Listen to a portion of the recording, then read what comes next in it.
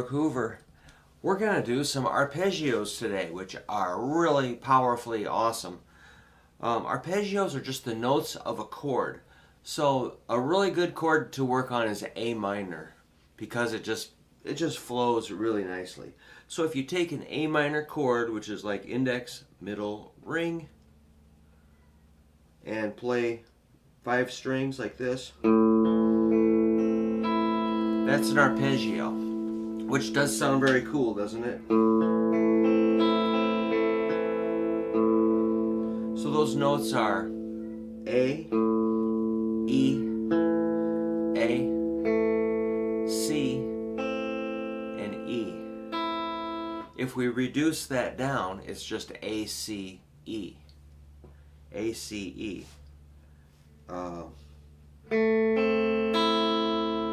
A, C, E.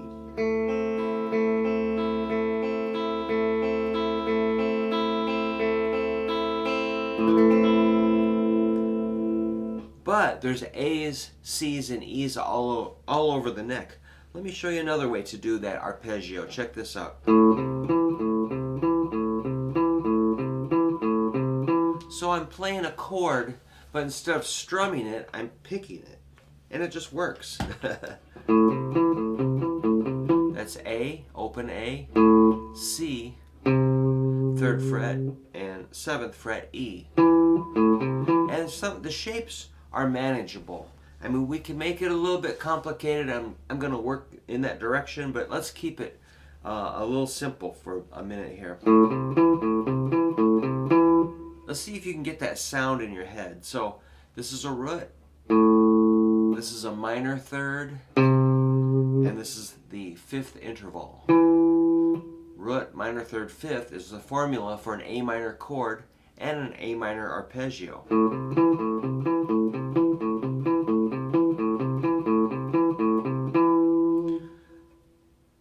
Let's go to another chord. Let's go to D minor. Follow along. This is not going to be too difficult. D minor arpeggio, D minor chord, closely related. Essentially the same thing. It's just how you play it.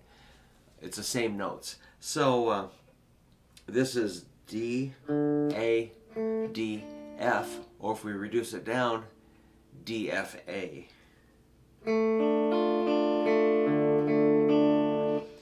Now I'm going to do the same thing over on the D string as I did on the A string. That's D, F, A. Open 3, 7. And back to the A.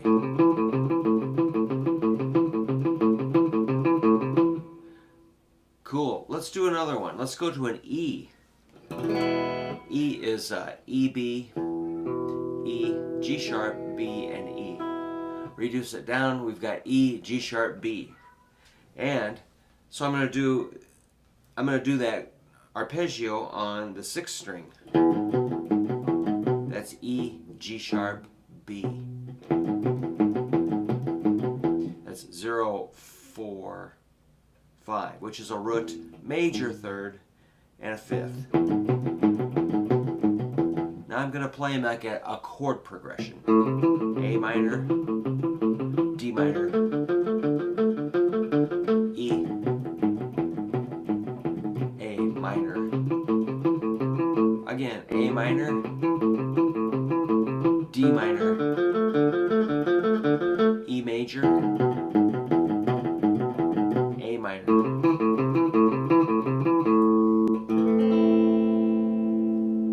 And you can play them slower too.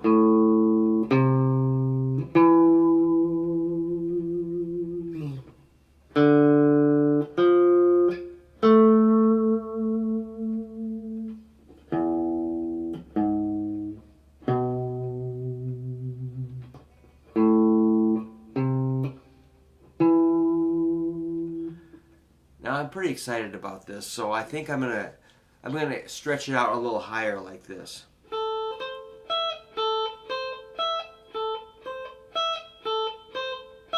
That's an A, C, E. which of course would represent A minor. That's 5, 8, 12. So that's a big stretch for your hand. I'm not a huge person. My hand is normal size. So don't worry if you don't think your hand is big enough. You know, a lot of people spend a lot of time looking at their hands saying, oh, I'm not good enough. It's like, it don't matter. Just, you can stretch.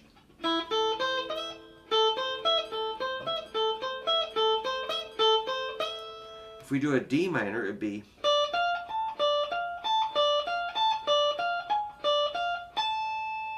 the E. I think I'm going to run. I think I can do this. I thought I was going to run out of room.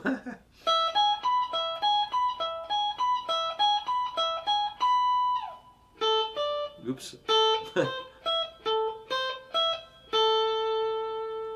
And you can do them on more than one string. Well, I'm getting ahead of myself. So the A was 5, 8, 12 for A minor. The D minor was 10, 13, 17. And the E major was 12, 16, 19.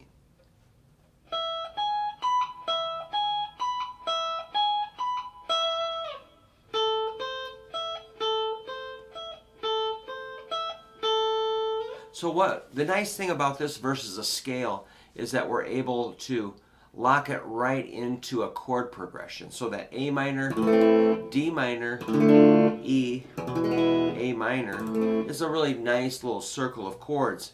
You know, A minor to D minor has a quality.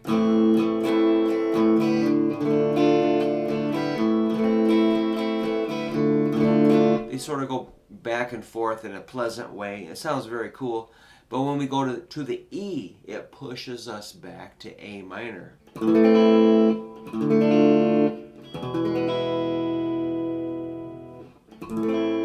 And then you can get that same quality in your lead guitar work.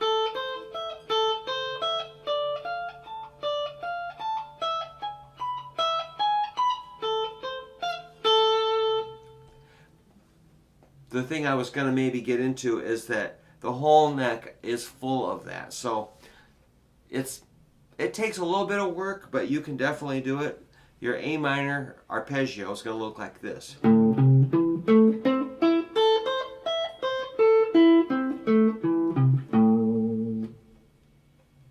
That'll take a little bit of work, but it's not impossible to memorize this. I got into this in like the mid-'80s when Yngwie Malmsteen was coming on the scene, and the guitar magazines would say that he was playing arpeggios and would have examples like that written out.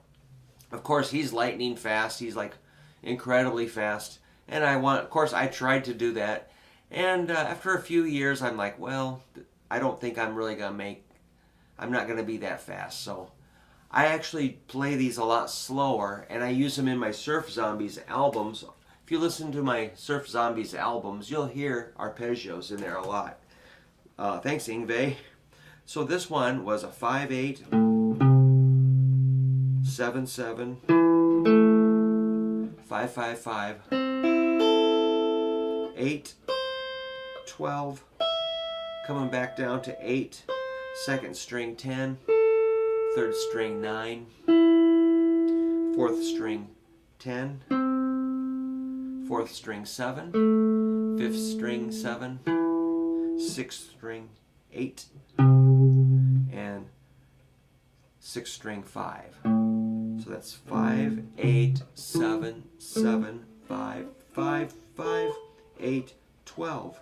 Coming down 8, 10, 9, 10, 7, 7, 8, 5. If we go to a D minor, it's going to look like this.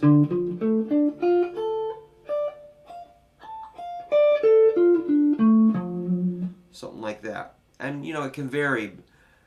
The patterns, I change them as I need to. But I'm still going to kind of stick with those exact notes of the formula. D, F, and A.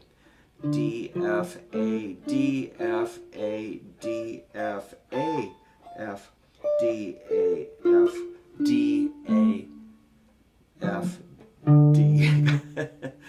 And that's a 5 on the 5th string, 8, 7, 7, 6, 5, 10, 13, 17, coming down to 13, 15, 14, 15, 12, 12, 13, 10, which is a root. And for my E, I'm going to go like this.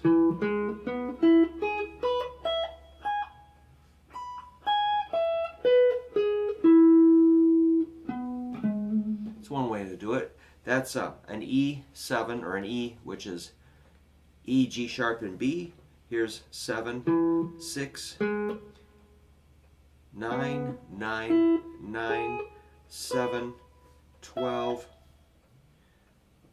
16, 19, coming down, 16, 17, 16, 13, 14, 14, 16. And that would get you through, you know, the A minor, D minor, E, A minor.